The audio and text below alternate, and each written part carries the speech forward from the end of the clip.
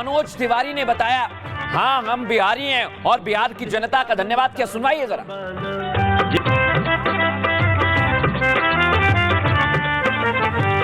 बुद्ध का हम ताना बाना, जैसे प्रिय लागे मखाना, हम है महावीर की वाणी, आर्यभट्ट जैसे ज्ञानी।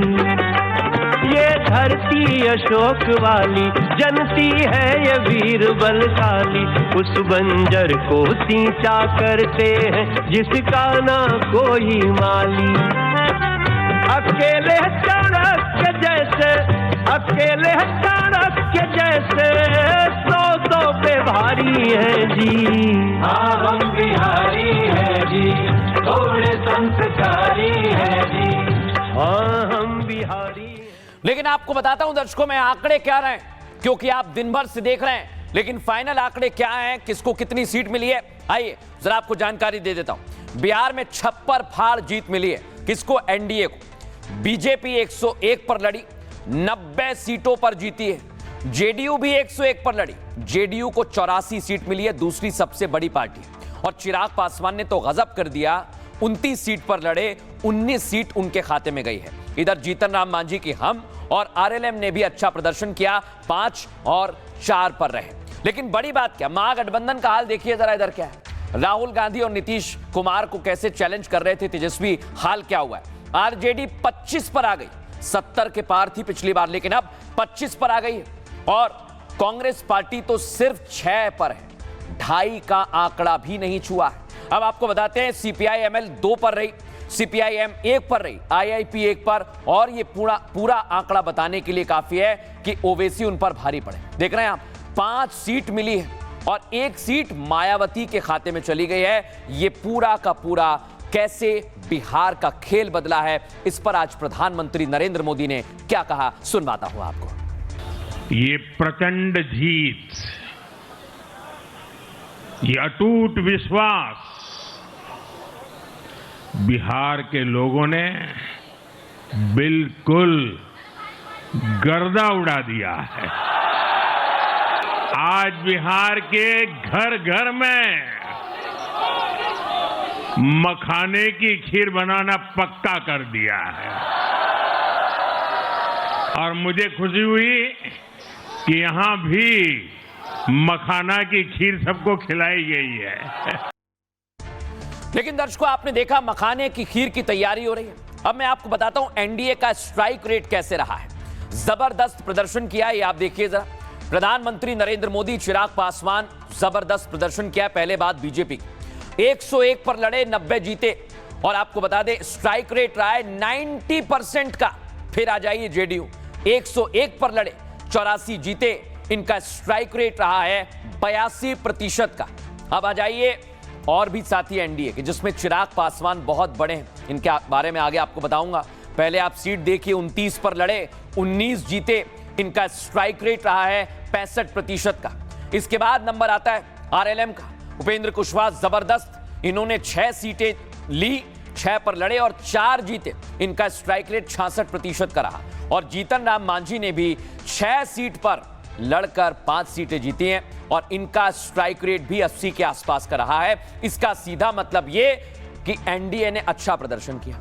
लेकिन महागठबंधन का हाल क्या है, आइए जरा आपको बताता हूं महागठबंधन ने क्या किया है। महागठबंधन ने पूरी तरह से, देख रहे हैं आप, हालात खराब हैं, सोच रहे हैं करें तो क्या करें। तेजस्वी कह रहे हैं 143 पर लड़े और 25 सीटें जीते। सोचिए आप, स्ट्राइक रेट 80 से 17 पर आ गया है। कांग्रेस पार्टी का भी पूरा का पूरा बंटाधार हो गया, 61 पर लड़े, 6 सीट जीते, स्ट्राइक रेट मात्र 9 का रहा, सोचिए आप।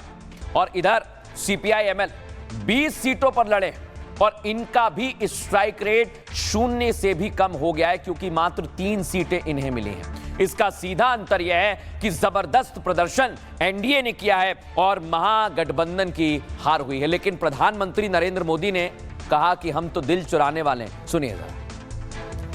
हम एनडीए के लोग, हम तो जनता जनार्दन के सेवक है।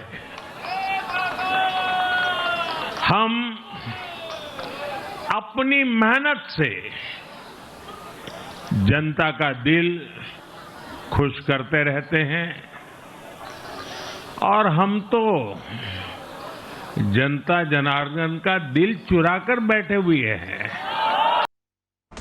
लेकिन दर्शकों, अब आज की सबसे बड़ी खबर आपको बता रहा हूं। कहीं पर कोई जानकारी नहीं दे रहा है, लेकिन मैंने आपसे पहले कहा था दर्शकों कि बिहार में दूसरे चरण में मुस्लिम वोट डाइवर्ट हो रहा है और मेरी बात सत्य हुई है दर्शकों।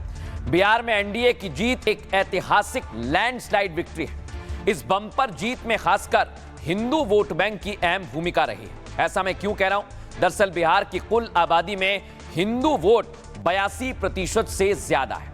चुनाव में कुल टर्नआउट करीब 67% का रहा है, जिसमें महिलाओं का 71.6% रहा। हिंदू महिलाओं ने एनडीए के वेलफेयर स्कीम के चलते खास समर्थन किया है। साथ ही सवर्ण जातियों के करीब 90% वोट सिर्फ एनडीए को गए हैं दर्शकों, जिसमें ब्राह्मण, राजपूत, भूमिहार जैसे वर्ग ने बीजेपी को मजबूती दी है। ये जातियां हिंदुत्व के एजेंडे जैसे सीता माता का मंदिर और घुसपैठियों को भगाना इससे प्रेरित रहे। इसके अलावा ईबीसी और ओबीसी मिलाकर 65 से 70% वोट एनडीए के खाते में शिफ्ट हुआ है, जबकि हिंदू युवा जंगल राज के डर से एनडीए की ओर मुड़ गया है। सबसे बड़ी बात बता रहा हूं आपको, एनडीए की रणनीति ने हिंदू एकता को सुशासन से जोड़ दिया है, जो मोदी सरकार के 2047 के विकसित भारत का विजन दिखाता है, उससे मेल खाता है। कुल मिलाकर आप क्या कहेंगे? हिंदू वोट बैंक की एकजुटता ने न सिर्फ बहुमत दिया, बल्कि बिहार की सियासत में स्थिरता का भी बड़ा संदेश दिया है और बिहार नब्ज को समझता है। बिहार की जनता से आज हमने बात की है, सुनिए जरा वहां के लोग क्या कह रहे हैं।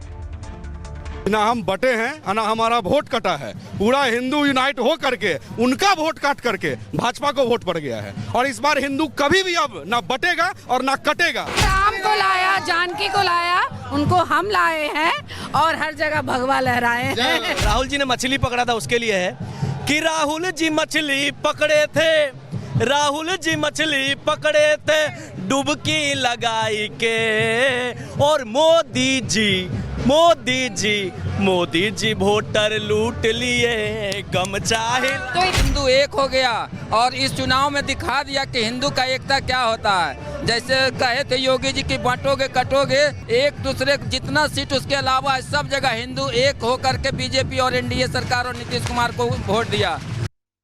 अब मैं आपको बताता हूं महागठबंधन की हार का कारण। एक बड़ा नाम है दर्शकों, वो है असद उद्दीन ओवैसी। ये आपको याद है, लालू तेजस्वी अपने कान को खोल लें और घर पर जाकर गठबंधन की बात कही थी। ये पुरानी तस्वीर मैं आपको दिखा रहा हूं, लेकिन दर्शकों नहीं माना महागठबंधन, आरजेडी नहीं मानी। उसका अर्थ क्या हुआ? असदुद्दीन ओवैसी ने सीधे उन्हें ललकारा। सुनिए जरा कैसे उन्होंने सीमांचल में ललकारा था।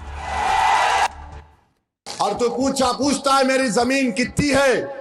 अरे पूरा सीमांचल मेरा है, बता तेरा क्या है? तुझे देखना है ना, आ कभी सीमांचल के किसी चौराहे पर तू ठहर जा, मैं भी ठहरता हूं, देखते हैं क्या तमाशा होता है। और चैलेंज दिया ओवैसी ने और पूरा भी किया। एआईएमआईएम उम्मीदवार की जीत हुई है, एक नहीं 5-5 जीते। देख रहे हैं आप।